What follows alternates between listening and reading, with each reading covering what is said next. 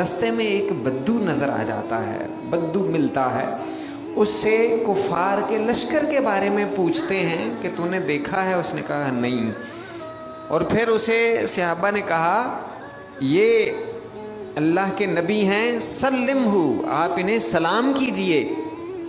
تو کہنے لگا کہ اگر آپ واقعی اللہ کے نبی ہیں تو آپ یہ بتائیے کہ میری اونٹنی کے پیٹ میں کیا ہے، میری اونٹنی کے پیٹ میں کیا ہے۔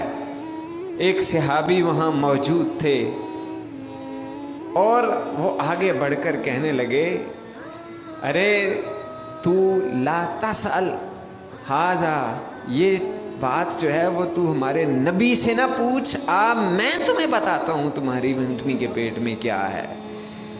رسول اللہ صلی اللہ علیہ وسلم سے پوچھنے کی بجائے اس صحابی نے آگے بڑھ کر فرمایا آپ اندازہ کر لیں کہ جس کے جو صحابہ ہیں، جو ساتھی ہیں، وہ اتنا نالج رکھتے ہیں، اس فخر موجودات کے علم کا کیا مقام ہوگا۔